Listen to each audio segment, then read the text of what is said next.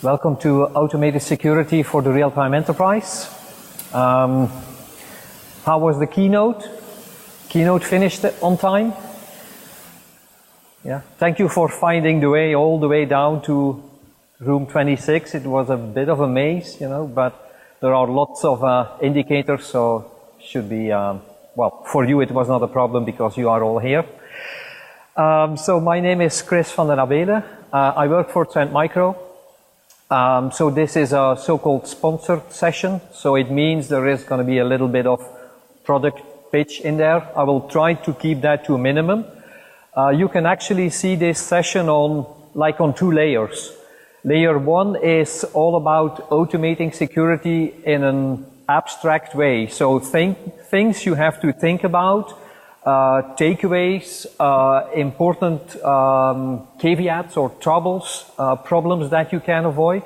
So that's like layer one. And layer two, I will illustrate all of those concepts on a real product, so something you can really use, and that's going to be Trend Micro Deep Security. But of course you can think about what you are using in your environment and maybe try to apply the same concepts on your product. And if it doesn't work, you can always upgrade, of course. All right. So we also have another session on Wednesday, Wednesday at 11 a.m. Hall 8, room 25, next door, I think it is.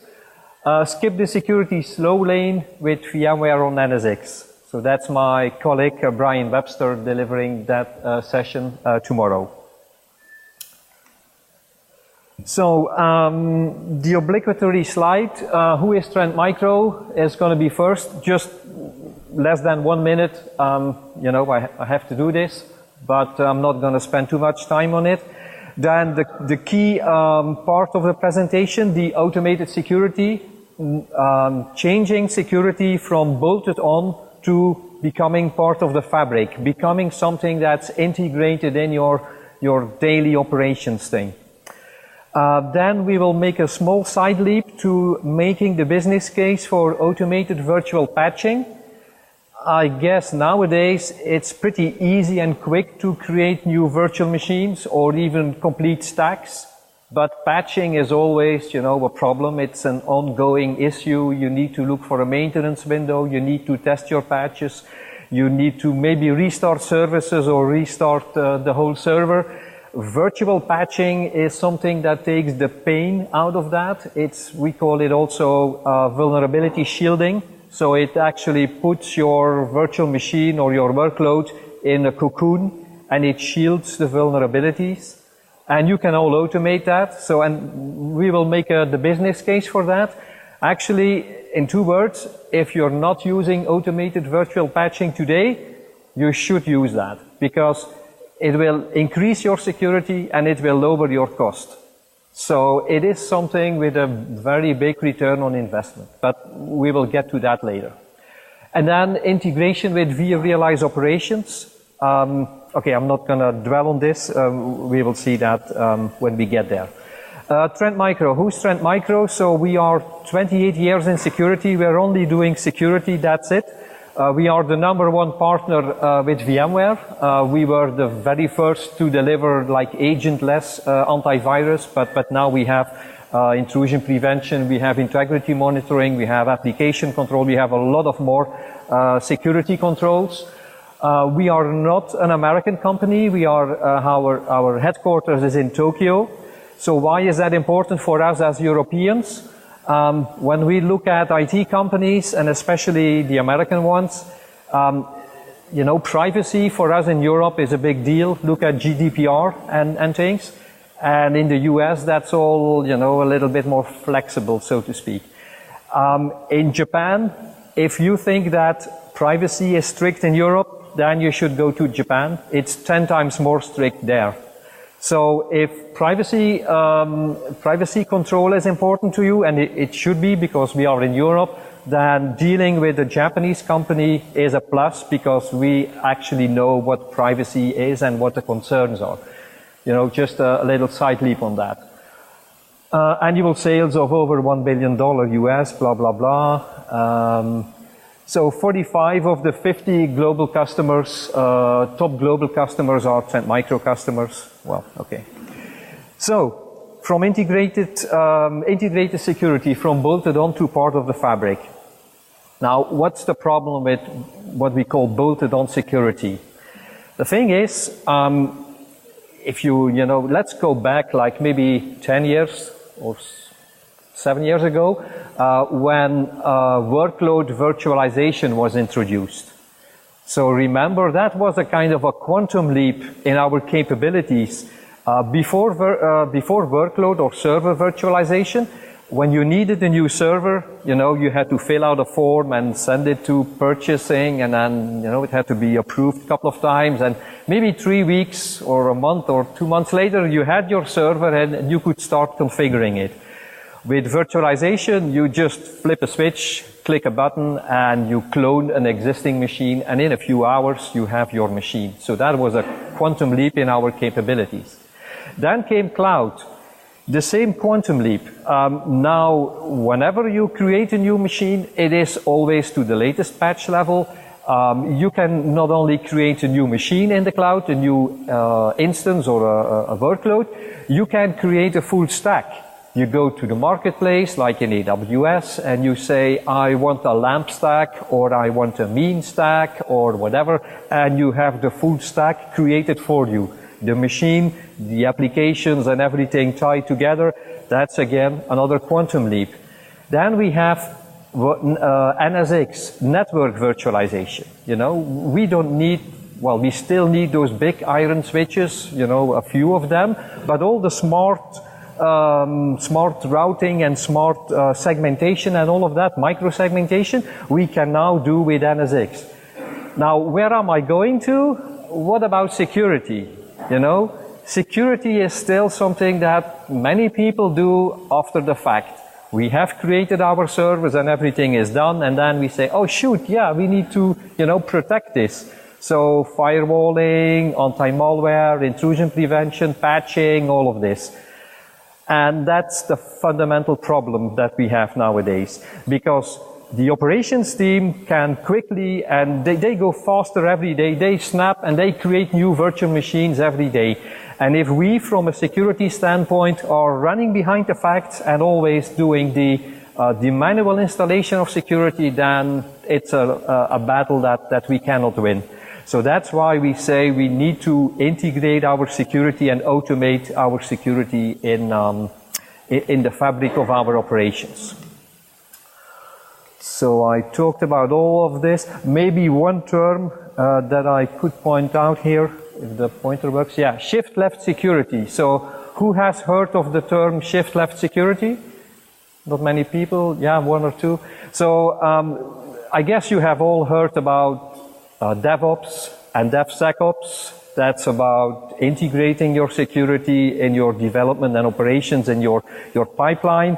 And now when another term is emerging, like shift-left testing, shift-left security, it means when your security is at the right, at the end of the chain, that's a problem. It's always something after the fact. We need to shift left security and bring it forward. Start thinking about security at the time we develop and we create our new workloads. And fortunately, a lot of that can be automated.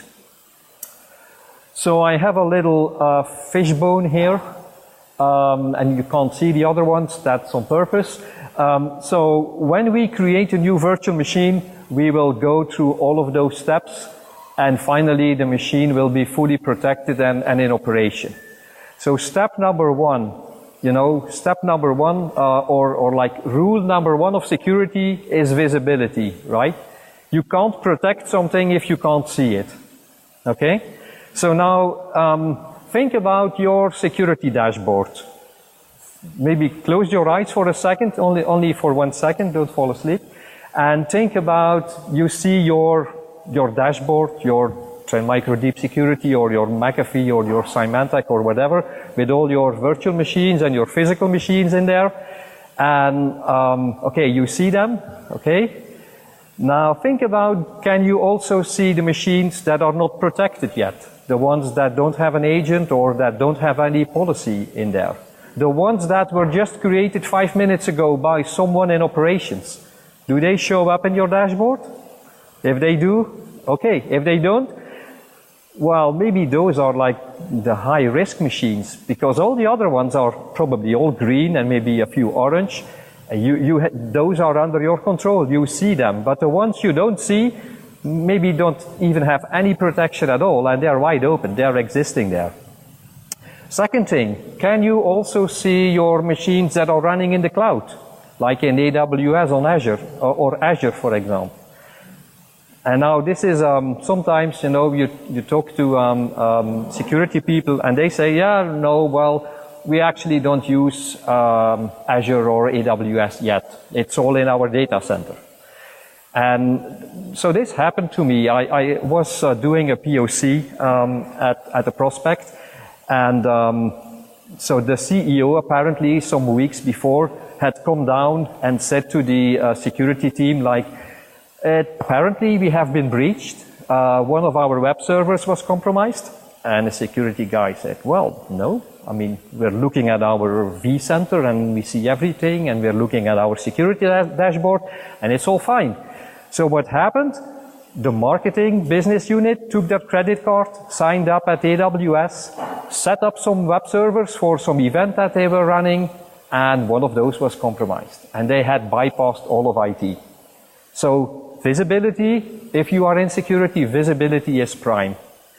So I will show you, okay, before I show you something, there's something else.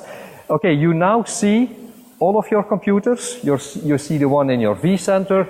I will show you, you can also see the one in AWS or in Azure, the ones that are maybe not supposed to be there. But when you have all of that in one screen, can you still see the trees in the forest? I know that's for the native English-speaking persons, that's not the real expression, it's kind of look-alike. But so this is exactly what I mean. You see a forest of computers or workloads, but can you still see all your web servers, or all your finance machines, or your SAP machines, or your Docker hosts? Because maybe those are important in a specific context. And we talked about shadow IT.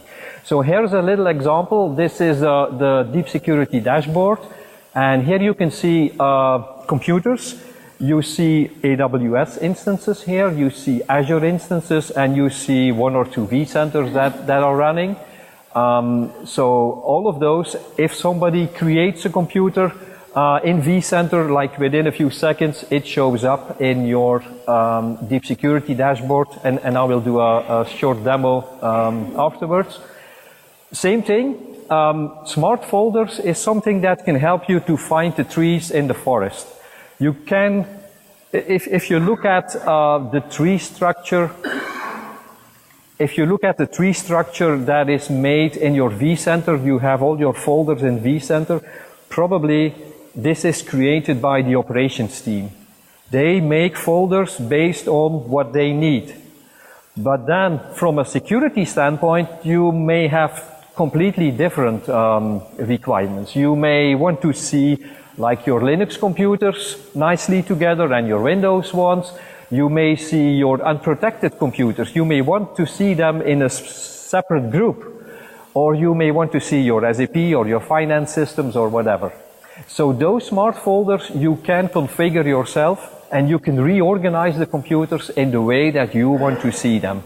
And with smart folders, one computer can be part of multiple folders at the same time. So let's switch screens here. So I guess we all know this, right? This is vCenter 6.5, the new web client.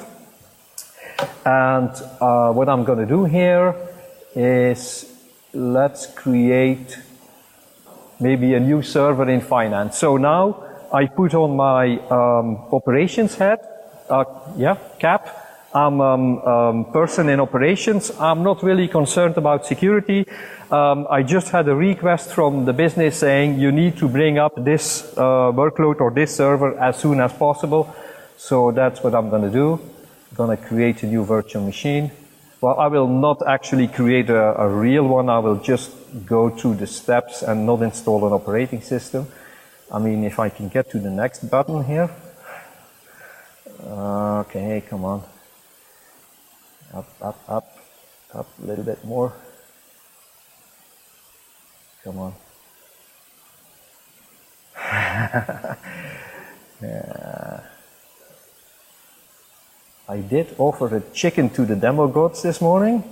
I should maybe have taken a bigger animal. Yeah, but then Gaia wouldn't be, or Animal Rights Watch wouldn't be happy. So like finance too. So this is a server that I will create for finance, and I will do that in the finance folder. So those are just vCenter folders, right? So I do next.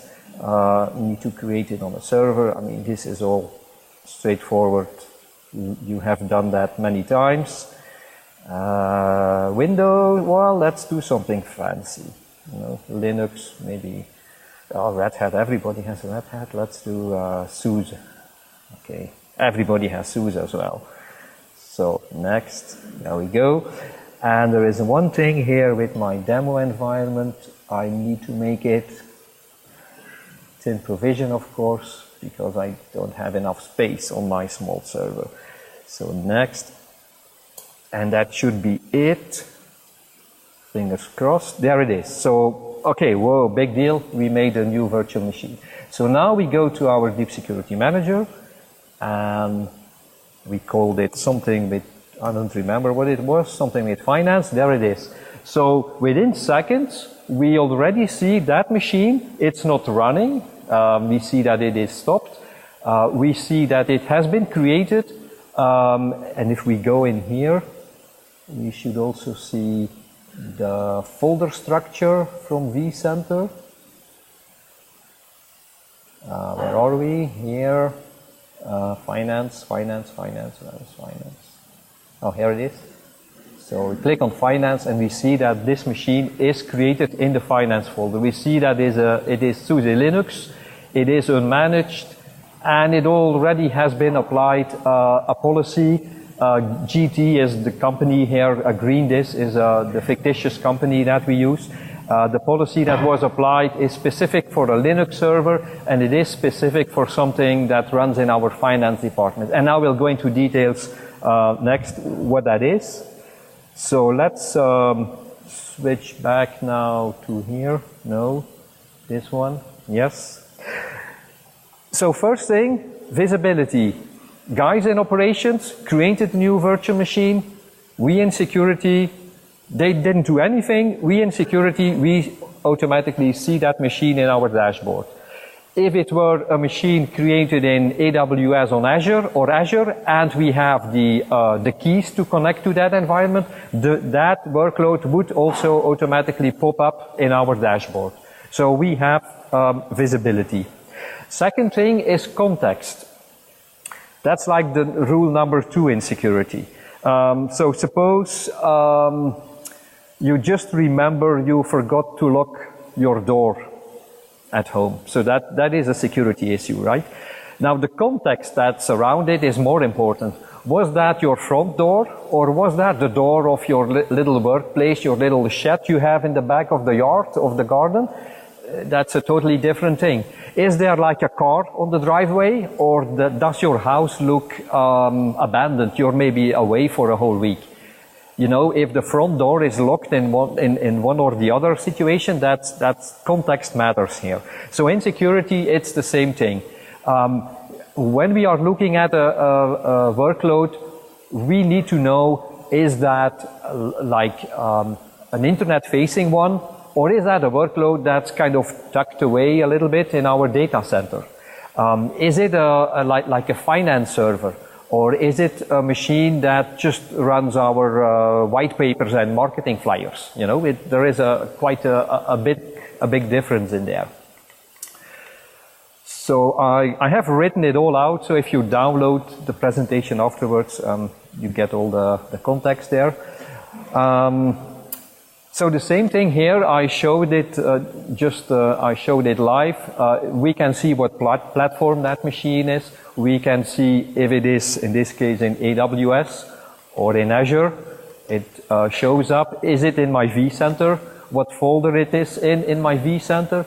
What is the status? Is it green or orange, or is it red, or maybe unprotected? We can see which policy has been applied, and we can do that manually, or we can do it automatically. We can assign policies based on the operating system, on the vCenter folder, on the AWS tags, on a whole lot of attributes of that workload. And you can, fine tune and kind of, well, scripting is the wrong word. You can go to a GUI and click the requirements so that the exact policy is assigned to what you want. Like this is a Docker workload, a Docker server that runs containers. So we have a specific batch that is automatically showing up in the dashboard, so you know that's maybe an immutable system there. What else? Oh yeah, this one, you see it is not running. It is stopped. And well, basically that's kind of a Picasso slide now with all the red things there. Okay, rule number 3. We have visibility on the machine. We have context. We know what it is about. We should be able to assess the risk. Assessing the risk is about when we look at the machine, what operating system, what patch level is it? What kind of applications are running on there, and which vulnerabilities do these applications are? All of that, even more rich context is important. We need to know that. And the question is, do you have to manually dwell through all of that and go to the server and see what is installed, and so you know what vulnerabilities are maybe available and which applications you have to patch? Or do you have a way to automate that? That's the question. So I will show you let me first show you what risks you have if you have not adequately patched your machine. For example, let's go back here. So let's take, let me have a look. So I have in development, one web server here in development, CDC Web 1, and it has only a base policy attached. And if I want to have a look what that means, it means, barely nothing, just anti-malware. And no IPS, no integrity monitoring, no log inspection, no firewalling. This is a machine, they are still building it, they are developing it, and there is some kind of protection on it, but well, it's virtually nothing. So now if I can get away from here. So let's go to that machine, CDC Web 1.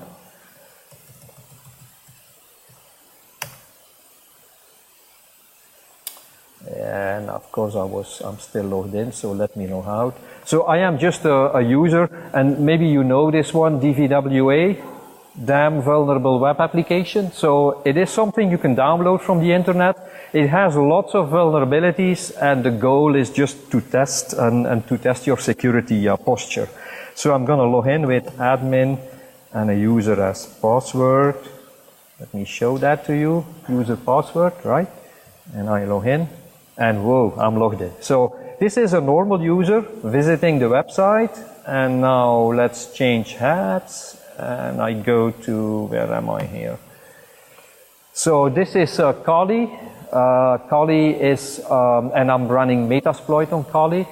Maybe let me try to make that bigger.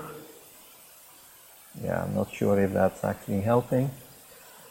So I will use now the OpenSSL Heartbeat vulnerability, which is called Heartbleed, or the Heartbleed exploit. So I will use that, and I will, let me see, show options. I will use that to attack the CDC web server. So set our hosts CDC web 1.greendisk.net, set verbose true. I guess that is about it. So exploit, there we go. So I now just ran an exploit against that machine, and I'm seeing a lot of crap, actually. So here the, oh, come on. Yeah. It's a bit hard to position. Come on, go down a little bit more. So this is the exploit being sent. And here we see the server is dumping a chunk of memory. This is part of the vulnerability of the OpenSSL vulnerability that we have. And if you look closely, what do we see here? Username equals admin and password equals password. So this is what happened like a year ago with the Heartbleed vulnerability. Bad guys are scripting this, sending this to all the servers they can find on the internet. They get dumps of memory. Sometimes they get nothing, all gobbledygook. Sometimes they are lucky, they get usernames and passwords. Sometimes they even get your server's private key. And that is really bad. So they can impersonate your server and compromise you further. So this is just an example of the vulnerabilities that you have when your systems are not adequately protected. So now let's go back. If I can get out of here, Control 4, yes. So I go back to my vCenter. And that web server, so again, I am back in operations. They just called me, you know, that web server, it's okay, it's been fully tested, you can put it in operation. Or you maybe put it in acceptance testing or something. So I move it away from development to, in this case, web servers. That's all I do. I'm an operations guy, that's my job. I go back to deep security, and we see development, it's empty. The server has been moved. It's now in web servers. No big deal. The big deal is here. The policy has been entirely changed on that server, and it has now a lot more security controls. So we have intrusion prevention turned on, we have a firewall turned on, we have integrity monitoring. We will talk about that later. But now, so I have not touched that machine at all.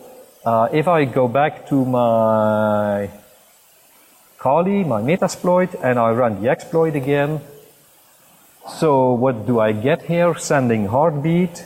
Can I make that bigger? Yeah. Sending heartbeat, 100% completed, and that's it. So the server now appears to be fully patched and is protected. Although we are still running the vulnerable OpenSSL toolkit there. We have not upgraded the server, we have not rebooted the server, not restarted the service, we have not touched it. We have just changed our security shell that we put around the machine, so we have that vulnerability shielding. So the box is now protected. Okay, let's go back to this one. So I just demoed the Heartbleed, but if you go to our booth, if you want to see Eternal Blue, we can also do Eternal Blue. Eternal Blue is the vulnerability that was used, or the exploit that was used in Petya. Petya, a couple of weeks ago, months ago, weeks, yeah. Really, really bad in Eastern Europe. So again, with deep security, you put your security shield around it, and if you are attacked through like Petya, the attack will be blocked. Now protect. So protect is the next step. We moved that virtual machine in vCenter, and it did get another policy assigned. How did this work? Well, deep security has something we call event-based tasks. And again, think about the product you may be using. Do you have something like that? Which means, for example, okay, let's make this a bit bigger. So based on like your computer name, your operating system, your NSX security group, your vCenter, whatever, your AWS tags, Based on all of those attributes, you can build a matrix and you can assign automatically a specific policy. And that policy could include intrusion prevention. And then the question is, yeah, IPS. We have like, in our system, we've got like 5,000 IPS shielding rules. So which ones are you going to apply? Well, there is something which we call recommendation scan, which is a kind of vulnerability scan. You can program that, it runs on the machines, it spits out a list of vulnerabilities that we have found. It could be vulnerabilities in the operating system, vulnerabilities in applications. It could be you specifically want to say, I don't want anyone to use Skype on my network, so you can block all Skype, all communications that look like Skype. You can just block them through IPS. That's another use case we have. But again, all of that, if you want to, you can automate it so that all those vulnerability shields are applied automatically. Now, of course, it all depends on your enterprise. Some people say, yeah, that's all fine, you know, go automate it all the way. Some people say, well, yeah, you know, before some IPS rule is applied, I'd rather have some testing on that. And that's fine. You can set it in detect mode. So you apply all the policies, and if somebody tries to breach, try to exploit that vulnerability, we will not block anything, but we will alert you. And so many companies set this up like they have it running in 1 or 2 days with specific policies in detect mode. And then they say, okay, yeah, we didn't see any false positives, so let's go to blocking mode. And then they apply fully protection. So that's another use case there. Yeah, so I did the demo already. I run the same attack. And so the PowerPoint, if you can get your hands on it, has an embedded video. So far, we have not used any APIs. Everything was intrinsic part of the product. Now, in deep security, we also have a rich set of APIs. Meaning you can, for example, I guess many of us use Power CLI to manage our VMs in vCenter. You can also use PowerShell to create policies in deep security to change protection, to trigger a scan, all of this. You can use like PowerShell, you can use Bash, you can use Python. Python is like now the #1 new hot programming language. And we integrate with all of those stacks and a lot more, Puppet and Chef and Ansible and so on. So if you have highly automated your DevOps environment, you can definitely integrate deep security natively, and if you can't, there is the API set. So, and again, if you're not interested in deep security, think about your own product. Can you use APIs? And because that's an important part of automating your security. So we talked about protection, and I'll quickly go through this kind of marketing-ish slide. So when we say protection, we don't only mean antivirus, of course, that's like a given. We also talk about intrusion prevention and firewalling. And if you are using the full NSX, the NSX Advanced or Enterprise, by all means, look at the microsegmentation you have there and use the VMware firewalling. If you do not have the full NSX, use the Trend Micro one. You can combine them. Definitely combine our intrusion prevention with all the capabilities that NSX gives you. So we go through all of those. Integrity monitoring, we will cover. Application control will come next. Anti-malware, behavior analysis, machine learning. Machine learning is something pretty new. And sandbox analysis, it actually requires an additional appliance that we also supply. And so if your deep security finds something that is suspicious, it can send it off to a sandbox, and the sample can be opened in the sandbox. For example, somebody has like copied a PDF file onto your server, and the scanner found out, there is something there, I can't really say it's bad, but I'm not sure. In that case, that PDF document is sent to our sandbox, and it can be a PDF or a Word document or an Excel or whatever, and it is opened with maybe 3-4 different versions of PDF Reader or different versions of Microsoft Office, and we see what happens.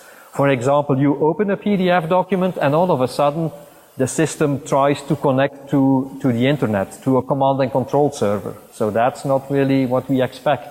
Or we see that a startup key is being altered in the registry. That is not really what we expect. So the sandbox will tell us, sandbox analysis will tell us, that is a bad behavior of that document. So, we now know it is bad and you have to quarantine it. Okay, we talked about this one. Maintain, right?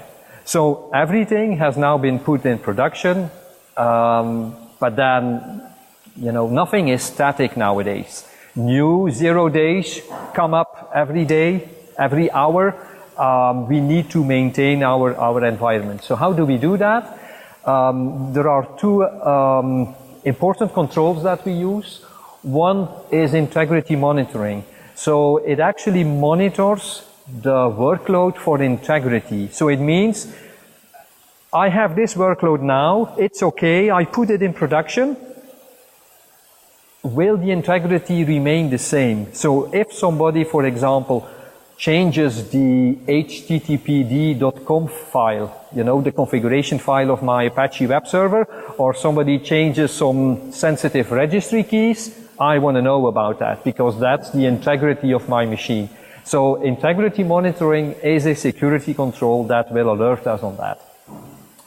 Another thing is Trend Micro application control. So yeah, there is a little bit of overlap with what you have seen in the keynote there.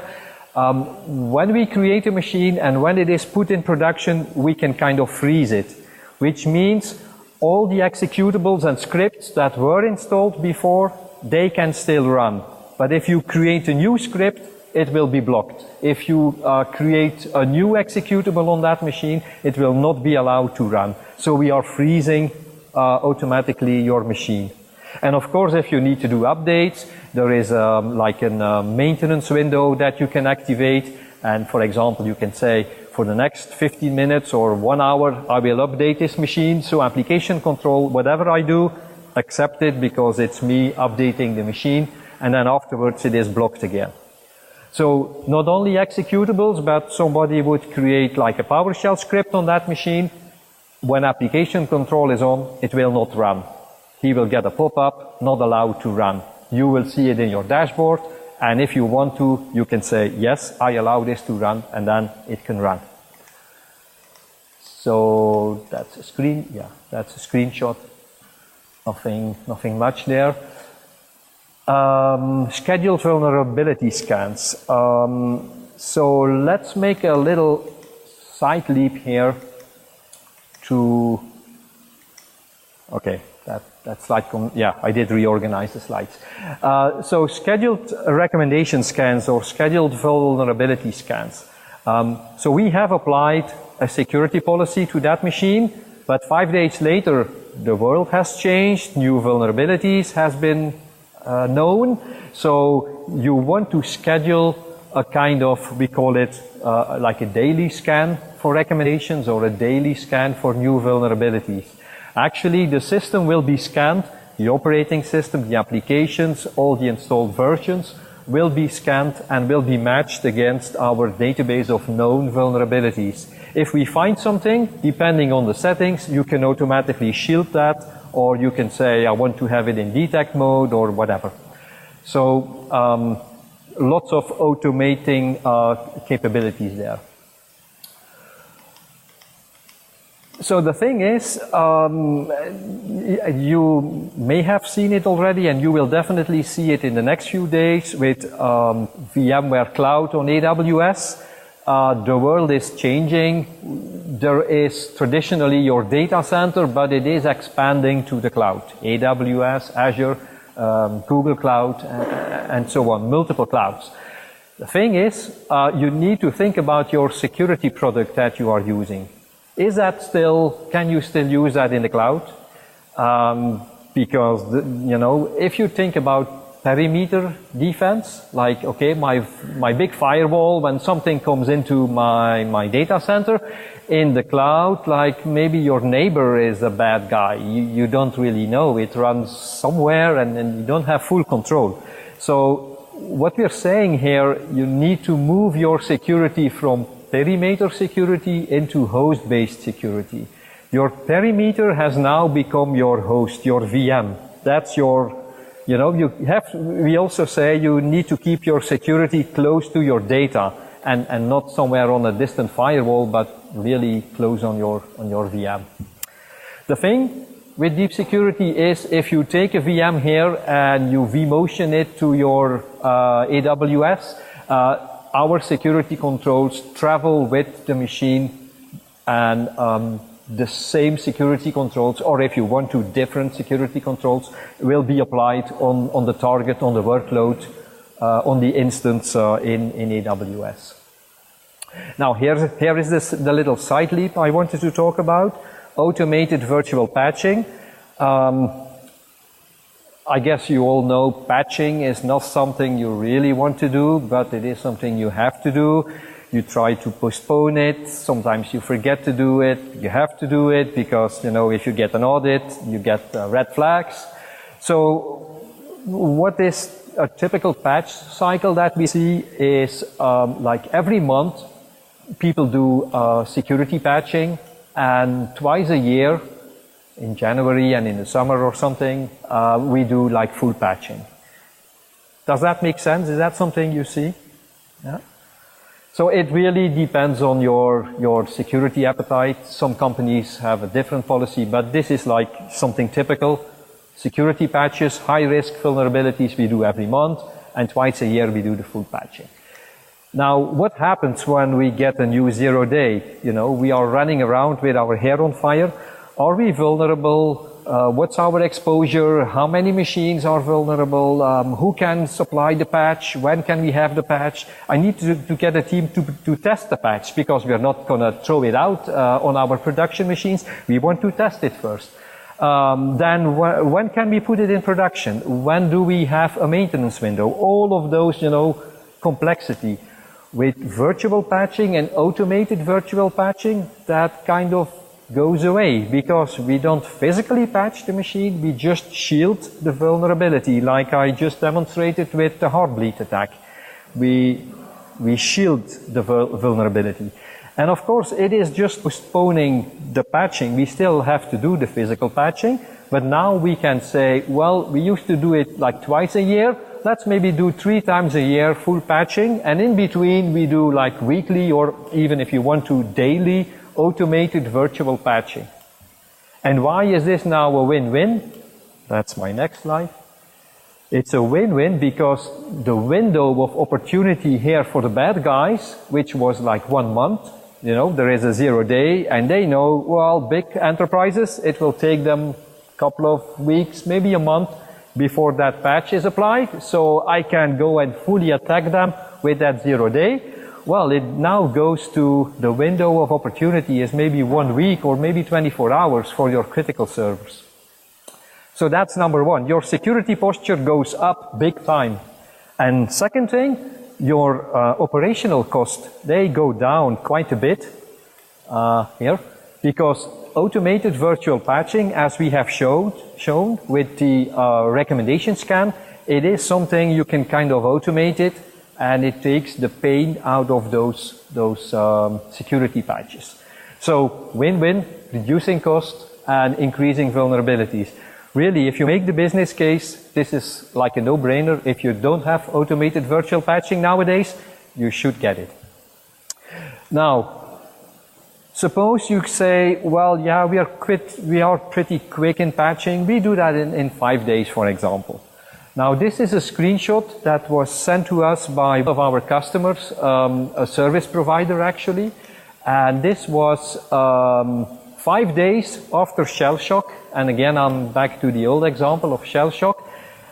Because they had automated virtual patching turned on, they were patched like it in a few hours on all of their systems. They had 766 attacks blocked.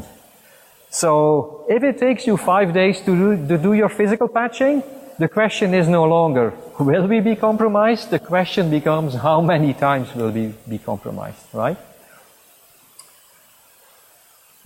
And also, even after you have done the physical patch and you have seen no traces of compromise, you may say, phew, we dodged the bullet, so to speak, so we are out of the woods. Not really. What we see, what the bad guys do, they find a 0 day, they start attacking whatever they can, but on a low profile. They just try to get in, drop a back door somewhere, don't activate it, or maybe just activate it, but don't do anything, stay under the radar. After 5 days, you close that back door, you close that vulnerability, and they are in, they can start, they activate the back door, or it auto-activates after a couple of days, and they can start hacking your environment from the inside out. And this is something we see when we do POCs or things with customers. When we find breaches and they do forensic analysis, they see that the exploit or the compromise has been there for months or even sometimes more than a year. And so that's a big problem, you know. So that's why you need to be very, very quick on patching. You need to close the back doors or the vulnerabilities as soon as you can. Not 5 days, but, well, not 5 hours, but maybe 24 hours. Okay, and then the last part. So you have now moved everything into operations. From a VMware perspective, we use vRealize operations. So imagine somebody, an end user calls the help desk and says there's a problem with the server or a VDI, a virtual desktop or something. And then the help desk kind of has to make a decision. Is it probably something with, you know, CPU or performance or networking or whatever? They go to disrupt. Or maybe they suspect it's a security issue, you know, there was a compromise or something, and then they forward the ticket to the security guys. So those are two different silos with all big firewalls in between. People don't talk to each other and things. And now with the connector that we have for vRealize operations, we can now forward the security events from deep security into VROPS. So if you are looking at, suppose you're doing an investigation on your VROPS dashboard, and you see here a spike in load, and for example, you see also at the same time security events coming from deep security, okay, probably this has, maybe this is like a network spike and this is IPS rules that are triggered or something. It's probably not a networking, it's probably the machine is under attack or something. So you can see different events from different worlds in one central dashboard. You can correlate them and you can say, you can draw conclusions based on that. So it's a nice integration that have the connector for VROPS, vRealize operations. And I guess I'm at about the last slides. Marketing wanted me to put some customer reference in there. So we have like Join Experience from Luxembourg. Join Experience in the room. Now they've seen this presentation 7 times. So Emirates, Integra, Telecom Italia. Nobody here? No? Yeah, okay. So, okay, those are a few reference accounts that we use. So, summarizing, security, you need visibility. Think about, can you see all your virtual machines, also the ones in the cloud, also the ones that are not protected? Second thing, context.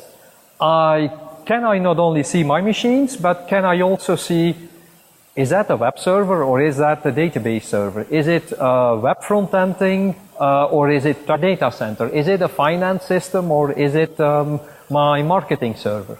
Also, with the smart folders, can I kind of organize what I see? Risk assessment. Risk is changing. New 0 days appear like every day. Can you automate the automated scanning? Can you also make the the application of the virtual patches, so to speak, can you automatically shield the new vulnerabilities that are found in your environment? And when we talk about security and protection, we not only talk about antivirus, we have talked about 8 different layers: intrusion prevention, integrity monitoring, firewalling, application control, and so on. And again, you are kind of in a privileged environment with VMware. You can combine all of that with NSX and Goldilocks if you want to. But, you know, it's all about taking the best of both. Maintaining automated virtual patching, making sure you always have the latest security update, and making sure you have one single pane of glass, for example, with the integration with VROPS. And if you cannot integrate with the capabilities of deep security, we have a rich API set from, you can call APIs from PowerShell, Bash, Python, whatever. We integrate with all your DevOps tools and so on.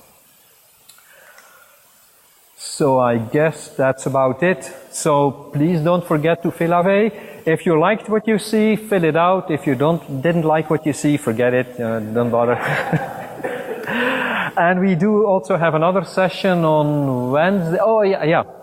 The guys from Hands-On Labs asked me to point out, I developed a hands-on lab together with VMware. It's lab 1841. It's about Horizon security on Horizon something. And there are like 3 or 4 modules that use what we have seen in the demo here. So if you want to try that for yourself, go to 1814, and that will be available afterwards. So you can try it for yourself. Okay, and now I shut up. Thank you.